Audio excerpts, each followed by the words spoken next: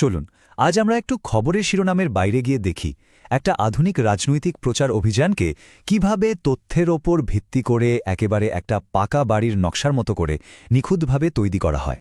একটা প্রশ্ন কিন্তু থেকেই যায়, এই যে এত জনসভা, এত ভাষণ, এগুলোর বাইরে আসল খেলাটা কোথায় হয়? আধুনিক নির্বাচনগুলো জেতার আসল রহস্যটা কি? চলুন এই বিশ্লেষণের মাধ্যমে আমরা একটা নির্দিষ্ট নির্বাচনী এলাকাকে উদাহরণ হিসেবে নিয়ে এই উত্তরটাই খোঁজার চেষ্টা করি। তাহলে চলুন বিষয়টার ব্যবচ্ছেদ করা যাক। একটা নির্বাচনী প্রচারকে শুধু কিছু রাজনৈতিক কার্যকলাপ হিসেবে দেখলে কিন্তু ভুল হবে, বরং ভাবুন এটা একটা জটিল পরিকাঠামো তৈরির মতো, যেটা একটা খুব বিস্তারিত ব্লুপ্রিন্ট মেনে বানানো হয়। এই পুরো ব্যাপারটা বোঝার জন্য আমরা একটা নির্দিষ্ট জায়গাকে ফোকাস করব, আর সেটা হলো পশ্চিমবঙ্গের দমদম উত্তর বিধানসভা কেন্দ্র। এই এলাকার একটা বিশদ বিশ্লেষণের মাধ্যমেই আমরা পুরো কৌশলটা বুঝতে পারব। তো এই যে দমদম উত্তর, এটা কোথায়? এটা উত্তর ২৪ পরগনা জেলার একটা শহর আর শহরতলি মেশানো এলাকা। এখানের ভোটার সংখ্যা প্রায় ২,৭৩,০০০। আর যেহেতু এটা শহর আর শহরতলি মেশানো, তাই এখানকার ভোটারদের চাহিদা আর সমস্যাগুলো বেশ বৈচিত্র্যময়। একদম সাম্প্রতিক ফলাফলের দিকে যদি তাকাই, মানে ২০২১-এর নির্বাচনে, তাহলে দেখব তৃণমূল কংগ্রেস জিতেছে বটে, কিন্তু ভোটের শতাংশটা খেয়াল করলেই বোঝা যায় লড়াইটা কিন্তু বেশ হাড্ডাহাড্ডি ছিল। এই সংখ্যাগুলোই আমাদের আলোচনার ভিত্তি তৈরি করে দিচ্ছে। আসল নাটকটা কিন্তু লুকিয়ে আছে ২০১৬ আর ২১-এর ফলাফলের তুলনার মধ্যে। একবার ভাবুন, বামফ্রন্টের ভোট কমছে প্রায় ২৫%, আর সেই ভোটটা গেল কোথায়? একটা বড় অংশই কিন্তু চলে গেছে বিজেপির দিকে। আর ঠিক এটাই ছিল কৌশলবিদদের জন্য সবচেয়ে বড় চ্যালেঞ্জ। ব্যাপারটা অনেকটা ডাক্তারের মতো বুঝলেন, কোনো ওষুধ দেওয়ার আগে তো রোগটা ঠিকঠাক ধরতে হবে। রাজনীতির কৌশলবিদরাও ঠিক তাই করেন। কোনো সমাধানের কথা বলার আগে তাদের ভোটারদের মনের আসল কষ্টটা, আসল সমস্যাগুলো ঠিকঠাক নির্ণয় করতে হয়। এখানে দেখুন, ক্ষমতাসীন বিধায়কের একটা SWOT অ্যানালিসিস করা হয়েছে।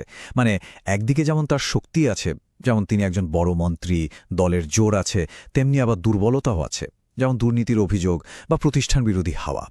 কৌশলবিদরা ঠিক এভাবেই সুযোগ আর ঝুঁকিগুলো মেপে দেখেন, যাতে প্রতিপক্ষের দুর্বলতম জায়গাটা খুঁজে বের করা যায়। এই যে রোগ নির্ণয়ের কথা বললাম, তার একেবারে কেন্দ্রে আছে একটা জিনিস যাকে বলা হয় রুট কজ ম্যাট্রিক্স। নামটা শুনে কঠিন মনে হলেও ব্যাপারটা খুব সহজ। ঠিক যেমন গাছের রোগ ধরতে গেলে তার শিকড় পরীক্ষা করতে হয়, তেমনি ভোটারদের রাগের আসল কারণটা খুঁজে বের করার এটাই হলো পদ্ধতি। তো এই ম্যাট্রিক্স ব্যবহার করে দমদম উত্তরে ঠিক কি কি সমস্যা উঠে এসেছিল? একদম প্রধান ৪টে কারণ ছিল: কাঠমানি আর ত্রাণ দুর্নীতি, শিক্ষক নিয়োগের কেলেঙ্কারি, ভোটের পরে ঘটা হিংসার ভয়, আর এলাকার বেহাল রাস্তা ও জল জমার সমস্যা। এই স্থানীয় সমস্যাগুলোই কিন্তু প্রতিপক্ষের জন্য রাজনৈতিক সুযোগ তৈরি করে দেয়। ভোট পরবর্তী হিংসার বিষয়টা যে কতটা মারাত্মক ছিল সেটা আর আলাদা করে বলার অপেক্ষা রাখে না। স্বয়ং সুপ্রিম কোর্ট একে বলেছে গণতন্ত্রের মূলে একটি গুরুতর আঘাত। এর থেকে বড় কথা আর কি হতে পারে? বেশ, রোগ তো নির্ণয় হল, কিন্তু এখন প্রেসক্রিপশনটা কি?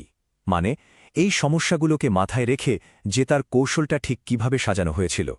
আর এখানেই সামনে আসে চতুর্মুখী মতবাদ বা 4 ফেজড ডক্ট্রিন। এটা আসলে একটা 4 স্তরীয় কৌশল, যেখানে আক্রমণ, স্থিতিশীলতা, নতুনত্ব আর সুরক্ষা, এই 4টে দিককেই সমান গুরুত্ব দেওয়া হয়েছিল। চলুন এর প্রত্যেকটা দিক একটু বিস্তারিতভাবে দেখি। এই কৌশলের প্রথম দুটো দিক একে অপরের পরিপূরক। একদিকে শিবের মতো আগ্রাসন, মানে ক্ষমতাসীন দলের দুর্নীতি, সিন্ডিকেট রাজ, এই সব কিছুকে মানুষের সামনে তুলে ধরা। আর ঠিক তার উল্টো দিকে বিষ্ণুর মতো স্থিতিশীলতা, অর্থাৎ কেন্দ্রীয় সরকারের ভালো কাজগুলো দেখানো আর একটা ভালো শাসনের প্রতিশ্রুতি দেওয়া। আর বাকি দুটো দিক হল ব্রহ্মা আর দুর্গা। ব্রহ্মার মতো সৃষ্টি বা উদ্ভাবন, মানে প্রচারের জন্য আধুনিক প্রযুক্তি, ডেটা অ্যানালিটিক্স, হোয়াটসঅ্যাপের মতো মাধ্যম ব্যবহার করা। আর অন্যদিকে মা দুর্গার মতো সুরক্ষা, অর্থাৎ নিরাপত্তা, বিশেষ করে নারী সুরক্ষা আর এলাকার সংস্কৃতি রক্ষার প্রতিশ্রুতি দেওয়া। তো দমদম উত্তরের ওই উদাহরণটা তো আমরা দেখলাম। এবার চলুন একটু বড় ছবিটা ভাবা যাক। আজকের দিনে নির্বাচনী প্রচারগুলো কিন্তু আর শুধু ভাষণ বা মিছিলে আটকে নেই, এগুলো ক্রমশ ডেটা ইঞ্জিনিয়ারিং প্রজেক্ট হয়ে উঠছে। এই যে পুরো প্রক্রিয়াটা, একে যদি আমরা ধাপে ধাপে দেখি, তাহলে ব্যাপারটা এরকম দাঁড়ায়।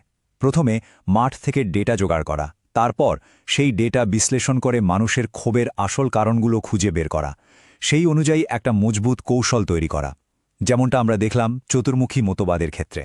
আর তারপর একদম বুথ লেভেল পর্যন্ত সেই কৌশলকে কাজে লাগা। এই পুরো আলোচনাটার শেষে একটা প্রশ্ন কিন্তু মনে আসেই। এই যে এত নিখুঁত ডেটা নির্ভর পদ্ধতি, এটা কি শুধুই নির্বাচন জেতার একটা কৌশল, নাকি এভাবেই আগামী দিনের শাসন ব্যবস্থাও চলবে? ভাবার মতো বিষয়, তাই না?